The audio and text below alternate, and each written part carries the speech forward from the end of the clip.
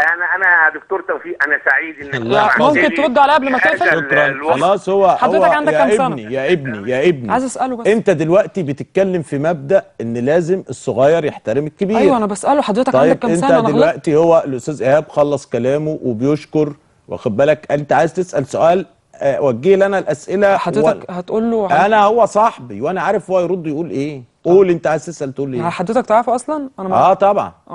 هو كام سنه؟ اكبر مني في السن ب3 4 سنين، عنده حوالي 48 طب يعرف ايه عن الماسونيه والماسونيين؟ لا عارف كل حاجه. يعرف كل ده حاجه؟ ده محامي. طب ما انا كنت عايز بقى اتناقش معاه في الموضوع ده. لا هو انت مخيل إليك يا ابني، انت عندك حاجه انت مخيل اليك ان مفيش حد في مصر عارف يعني ايه ماسونيه. انت ليه عندك اوهام جدا. انت ليه عندك اوهام ان الشعب مش عارف حاجه؟ مش اوهام والله ما اوهام، قليلين جدا اللي يعرفوا يعني ايه كلمه ماسونيه في مصر. طب قول انت يا سيدي، عرف الناس يعني ايه كلمه ماسونيه. الماسونيه ولا هي ديانه زي ما هو لما قلنا على وائل غنيم ماسوني. سيبنا بقى من وائل غنيم ومن انا وائل غنيم عامل لي خصم في دماغي. طيب انت زعلان منه ليه؟ في اكتر. انا بقول هو جه غنى مكانك في انا بقول للناس كلها اهو، انا وائل غنيم هو كل حياتي وهفضل وراك يا وائل يا غنيم. ايه علاقه القناه؟ ايه علاقه القناه بالكلام؟ مش ايه علاقه القناه؟ اولا اللي قالت هو وائل بص اللي قالت دلوقتي كلنا وائل غنيم. يا ابني وائل طلع في قنوات كتير مظبوط تمام، وانت طلعت اهو بقى خلاص خلصت. يبقى هي كده خلصت. يعني لا اله الا الله. يعني هي كل الفكره ان انا كنت عايز اطلع في قناه، والله العظيم كان في امكاني اطلع في قناه واخد ملايين. والله العظيم اللي احسن من الدنيا كلها. والله العظيم يا شعب انتم عارفين انتوا رايحين على فين. اقسم بالله العظيم. يعني انت اللي عارف؟ اقسم بالله العظيم انت اللي عارف. طب ما تقول يا ابني، ربنا وحده الاعلى. قول انت زي ابني، قول. انا ما طب ما تقول. لا انا تعبت والناس اللي زيي كتير، واحنا فعلا اغلبيه صامته. الناس اللي طلعت تمام والناس اللي مش راضيه على اللي بيحصل في مصر دلوقتي، ان كل الناس دي بتتكلم باسمنا، اقسم بالله ملايين. اللي قال ان هو بيمثل الناس اللي معاه، اقسم بالله الناس اللي بتقول احنا عملنا. الكاميرا لو سمحت على التوكيل ده. ايه التوكيل؟ انت عامل توكيل؟ هات لنا التوكيل ده يا استاذ مصطفى.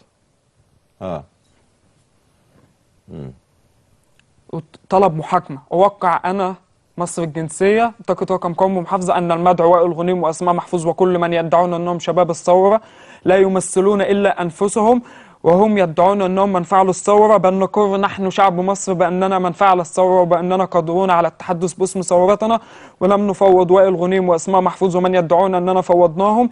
لذلك اقر انا الموقع على هذا الطلب بانني لم افوضهم واني اطالب بمحاكمتهم لمعرفه من فوضهم باسمي واسم شباب الثوره، بل والتحقيق معهم لتحريض الشعب ضد الجيش المصري واخلال استقرار البلاد.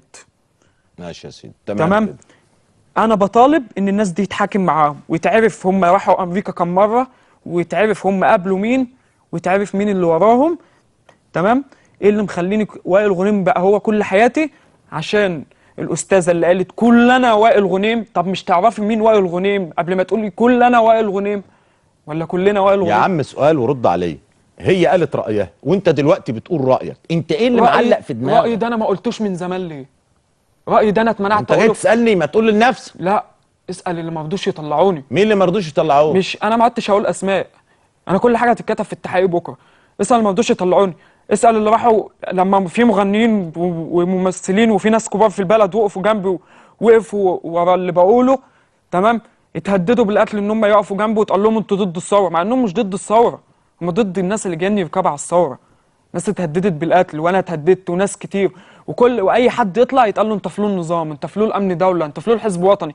طب فين دلوقتي النظام وفين الحزب الوطني وفين كل ده؟ وفين امن الدوله؟ وفين امن الدوله؟ سافر. يبقى سيبونا نتكلم، سيبوا الناس اللي زي على فكره اللي زي كتير واللي اقسم بالله العظيم، اقسم بالله العظيم طلب المحاكمه ده انا عندي استعداد اخلي مليون واحد يوقع عليه، مليون واحد يوقع عليه، لان كل الناس بتقول مين جاب لنا الناس دي؟ انت جيت لنا منين؟ انت دلوقتي واحد قاعد في دبي عندك فيلا ومتجوز واحده امريكيه وبتقبض بالوفات الدولارات وشغال في شركه يهوديه وكذا وكذا وكذا. انت مين بعتك لينا؟ انت مين؟ انت ليه كل شويه تطلع تقول كلام وترجع تناقضه في كلام في مره تانية؟ انت مين قال لك روح امريكا اتكلم باسم مصر واسم الاقتصاد وبتشحت لنا معونه منهم وبتقول مصر مصر داخله على افلاس او داخله واحنا عايزين صندوق مين قال لك؟ انت مين؟ انت وزير اقتصاد وانت مين في البلد؟ ولا زي ما اللي هو الصورة دي لو سمحت خليك معايا. الصورة دي اقول اللي في الصورة ولا ايه؟ لا حسب الله الكفراوي طلبت من احمد شفيق تعيين وائل غنيم وزيرا للشباب والغاء الامن. الحتة اللي فوق دي وائل غنيم اللي انتوا بتقولوا انا ببحث وراه ليه؟ عايزينه يبقى وزير الشباب. خلاص يا ابني وبيتكلم دلوقتي يا ابني باسم. خلاص. انا غلطان؟ لا انت مش غلطان، كل طب واحد له رايه وكل واحد حر. انا رايي ده ما قلتوش ليه من زمان؟ ليه ومين اللي منعك تقوله؟ شوفوا مين اللي منعني ان انا اطلع على تلفزيون بلدي وابقى مين في انت الراي رحت؟ والراي الاخر. انت رحت تطلع في تلفزيون مصر اللي وهم رفضوا؟ اللي منعني واللي منعني كتير. ناس بتطلع كل يوم على التلفزيون تتكلم باسم الثوره. انا ولا ليا اخ مات ولا ليا حد مات ولا عدت من هنا ورايح. انا ما عدتش طالع على التلفزيون تاني. لو عايز نقسم لك دلوقتي ان انا ما عدتش طالع على التلفزيون تاني، انا ما عدتش طالع على اي تلفزيون تاني. والشعب ده هيتاكد ان كل كلمه قلتها ان الثوره كلها كانت مترتبه من قبلها، وان كل اللي بيحصل دوت يعني زي ما انا قلت في اول وقفه عملتها قلت أيوة الناس ماشي، ما هو تعملها احنا قدام بص يا حبيبي، بص يا حبيبي ده واحد اسمعني. جاي بيقدم لك طب عسل اسمعني. محطوط في سم. طب اسمعني. عايز يعمل حاجه اسمها الفوضى الخلاقه. طب اسمعني بص. دلوقتي الثوره دي نجدت مصر، انتشلت مصر من التوريث، من غباء يبقى انا حسني مبارك، ما قلنا الثوره على من راسي. غباء الاصلاحيين الافساديين التخريبيين. يبقى مين اللي عملها؟ بتوع جمال مبارك والمماليك اللي معاه. تمام. يبقى مين اللي لولا عملها؟ هذه الثوره لكان الوضع في مصر تحول الى دولة مماليك كاملة. طب انا دلوقتي لولا بشكك في الثورة يا الثورة؟ ابني. انا دلوقتي اسمعني بس. انت مشكلتك دلوقتي، انت متنرفز ليه؟ انت مشكلتك دلوقتي ان انت شاركت ومفيش حد سلط عليك الاضواء. برضه سلط عليا؟ انا قلت كده؟ انا قلت حد سلط عليا ولا طب انت عايز تقول ايه؟ مفيش حد من ائتلاف شباب الثوره ولا حد مات له ولا. انا عايز اهالي الشهداء. يعني نجيب اهالي الشهداء يعملوا ائتلاف شباب الثوره؟ نخلي الشعب بنفسه هو الشعب اللي شارك في الثوره هو اللي يفوض حد يتكلم باسمه. مش انا ولا عايز اتفوض من حد. طب ما تعمل حمله. اعمل ما حمله عملنا لتفويض الشعب لناس معينه هي اللي تتكلم معانا باسمهم. 150,000 محدش سمع لهم صوت. 150,000 على النت، على الفيسبوك، على كل الصفحات. صفحه وائل غنيم عامله بالدليل ومليون توقيع كل الصفحات. طب ايه رايك لما صالحك مع وائل غنيم؟ وبعد ما بعد ما يتحقق معاه وتثبت براءته ابوس مش هبوس دماغه، هبوس ايده قدام الشعب كله واقول انا غلطان في حقك وفي حق كل الناس اللي انا اتكلمت عنها. ده انا غلطان كده. عايز يتأدي انت بعد ما يتثبت براءتك انت واللي معاك وكل اللي معاك، بعد ما تجبس براءتك وبعد ما تثبت ان انت فعلا الادمن الحقيقي لصفحه كلنا خالد سعيد. انا يعني قدم بلاغ ضدي ان انا واحد طلعت قلت عليك ان انت عميل، وانا يعني انا مسؤول على كل كلمه انا قلتها النهارده. اطلع قدم بلاغ ضدي اما تثبت براءتك، وخليك زي ما انت اتكلم باسمي في كل حته وفي اسم الشعب كله.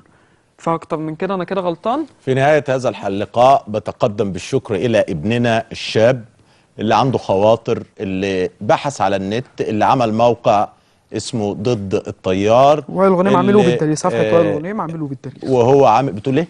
الصفحه بتاعت اللي انا طلعت منها واول ما وائل غنيم ظهر في البرنامج في 10 مساء، انا تاني يوم عملت صفحه وائل غنيم عامله بالدليل. فيها دلوقتي الصفحه دي بس فيها 45,000 غير 3 صفحات فيهم تكمله ال 150,000. وكل الناس دي عايزه حد منها يطلع، مش لازم انا اطلع، واحد بس يطلع. اذا ان هو بالظبط، اذا ان هو معاه 150,000 شاب، وال 150,000 شاب عايزين يخرجوا في وسائل الاعلام، عايزين يتكلموا.